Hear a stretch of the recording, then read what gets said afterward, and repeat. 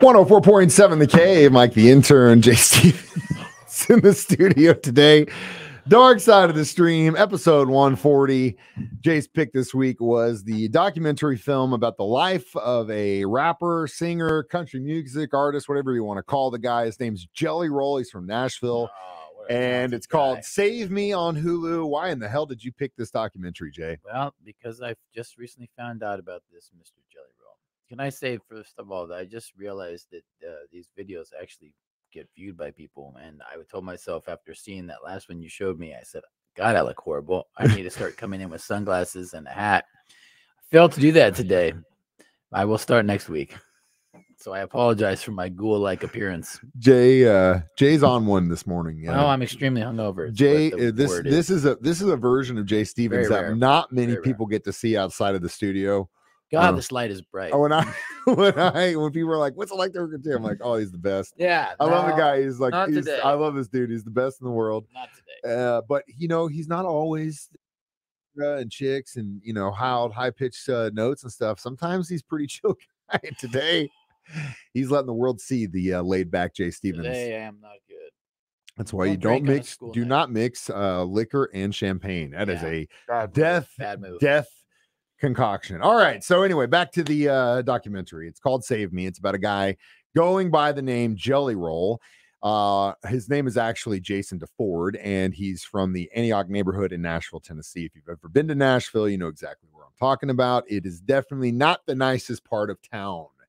But this documentary tells of his life, which started kind of messed up by the age of 14 years old. He got locked up and would spend the next 10 years of his life between the ages of 14 to 25 in prison. Now, let's just stop right there. 14 years old. I'm not saying that I was a good boy. I'm not saying I was in a good stuff at that age, but the idea that you would lose that period of your life in prison. Hard to turn that ship around if that happens. Most of the time, you're absolutely right. That is exactly where I was going. That's why his story is pretty amazing. That's such a crucial part of your life where you're laying the foundation of where you're going, the person you're going to be, the type of people you're around, all that stuff. And being in prison, especially at that point of your life, statistically speaking, that won't be the only time you go to prison. Yeah. And he had so much stacked against him. And then you just pile on top of that, the tattoos all over his face and stuff like that. You're coming out into the world. First impression, you look at this guy and you're like, did he just leave an Insane Clown Posse gathering? Because literally when I first saw the picture of the dude, I was like, this is the guy that everyone's talking about in country music. This is the dude. It's amazing. It's incredible. But then he starts to sing and you're like, oh my God, the guy can actually sing. And it's more of like the feeling that you can hear the emotion in his voice. I think is what it is. I don't know, but I mean, props to this dude for turning his life around. It's an incredible story. Yeah, it is. And we'll continue to talk about it next with Mr. Champagne Drain next on Dark Side of the Stream on 104.7 The Cave.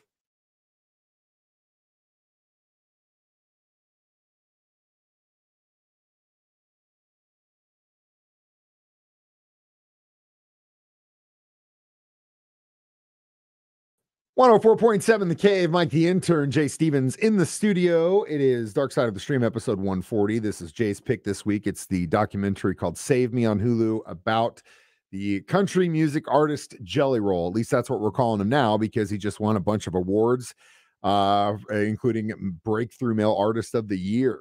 And like I said, back to how we left the conversation before the break, you look at this guy and you'd be like, wait a minute. He's on the same. He actually played the Grand Ole Opry, and yes, he did. Yeah, and he even talked about in an interview I saw that he's like, when they were there at the red carpet at the CMAs getting all these awards, that him and his girlfriend or wife or whatever she is, he's like, this is the biggest. What are we doing here? This is the biggest prank we've ever pulled. This is the biggest scam we've ever pulled. He's like, you were a prostitute, I was a drug dealer in jail, and here we are, doing this. Top of the world. Yeah, his wife is something. She's got that Jay Stevens look. She's got that Jay Stevens look. Yeah, I'm sure she'd definitely be on the party bus with old Jay. Yeah, she's got that look. Well, with a name like Bunny, I'm not surprised. But anyway, yeah, it's incredible that he would go from being in prison at the age of 14 to getting released at 25. After he gets out, he puts out some rap albums. He was a rapper, right? First, he started the rap. Yeah, he teamed up with a rapper out of Memphis. Got some love there. Selling CDs out of the back of a car. Yeah, kind of doing that thing. Did mixtapes, and then eventually kind of started to get a little bit more into the country side of things about 10 years ago when rock, right? Yeah, started to kind of blend stuff with the mixtape called Whiskey, Weed, and Women, which originally I thought this was funny. They were going to call it Whiskey, Weed, and Waffle House, but then whenever he put the cover out, which had their logo on it, they sent him a cease and desist, which I'm not surprised. That's so good. But I mean, come on, like that's your demo, Waffle House. What are you trying to sell to? Anyway, so yeah, then he would get into country music, and then you just see what's happening with like his most recent album. Like it just, people are eating this stuff up, and it's so crazy. I don't know what that says about country music. I don't know what that says about pop music, but what you said in the beginning about how you can hear the emotion, this isn't my stuff. I mean, I can hear it and I can say, yeah, I can see why people like this. But what I was going to say was months ago, I was talking to someone, and this was kind of around the time where he was starting to gain traction. It was last year sometime.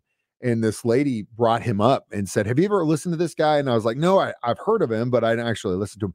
And the way she talked about him was, like you mentioned, like it's almost as if people find inspiration through him and his music. It's like they can feel it, they connect. And this chick did not strike me as someone that would be listening to country music. She did strike me as someone that would be at an Insane Clown Posse gathering. You know what I mean? So whatever he's doing, he's doing something. He's doing something right. Different. He's like, he hit the frequency that connects with a lot of people. It's insane. And we'll talk more about Jelly Roll next. Dark Side of the Stream on 104.7 The Cave.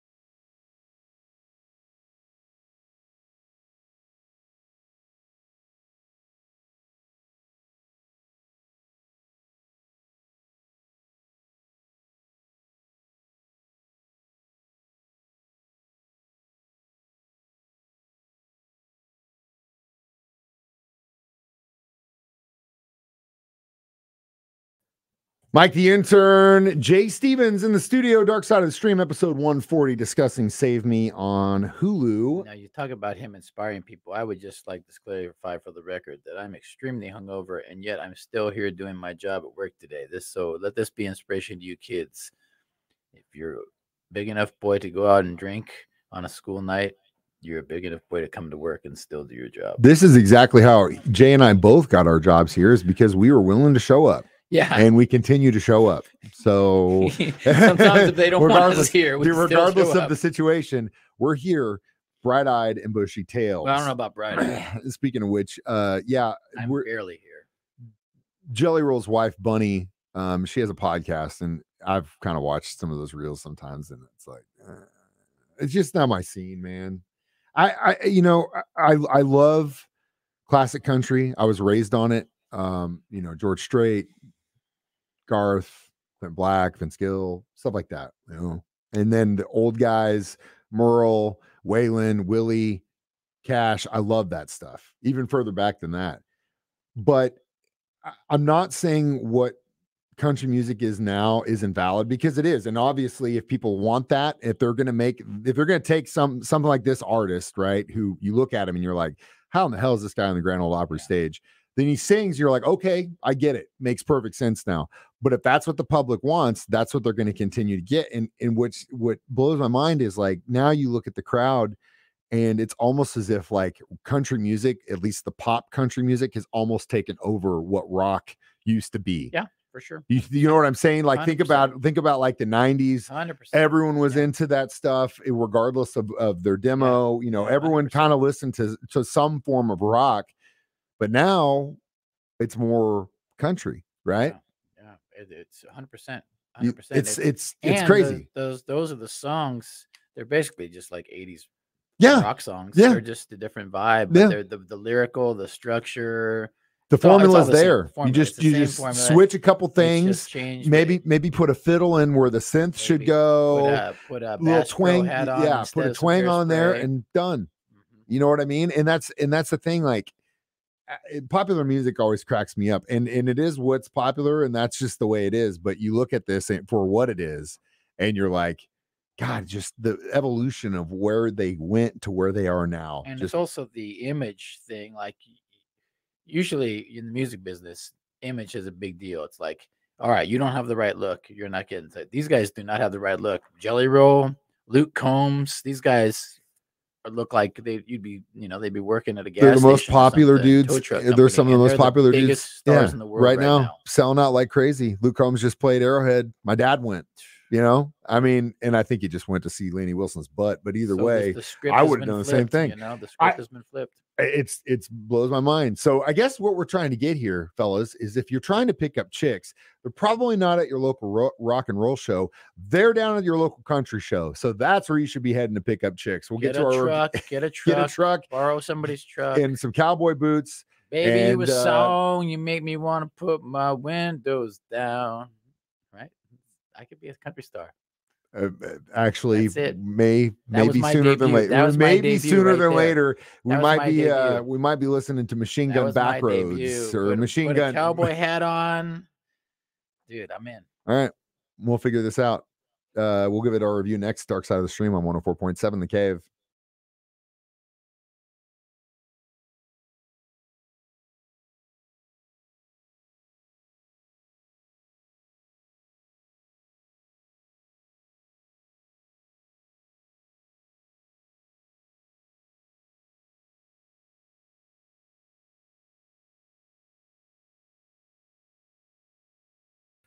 Mike the Intern, Jay Stevens, back in the studio one more time to give a review on our subject this week in Dark Side of the Stream, Save Me, the story of Jelly Roll on Hulu. I give it 3.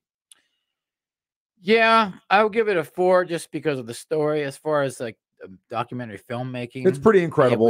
It was just a basic. Yeah, it was basic story. It wasn't like a crazy twist or anything like that. But how could you not tell that story? So I mean, I get it, but it wasn't like. I'm just that's such a feel-good story. Everybody should probably watch it just for inspiration. Yeah. If you are in a rut, if you feel like you're just hitting the wall, yeah. That's a good way to put it. Because honestly, that really at the end of the day, that's what this documentary should be about, inspiration. You look at this kid that was in prison for 10 years at the age of 14, got out in his mid-20s, and now he's on top of the country music world. So it doesn't matter who you are, where you come from, what your economic background is, or if you got face tattoos, you too can succeed. And this guy's story is proof that if you stick with it, eventually it'll come around.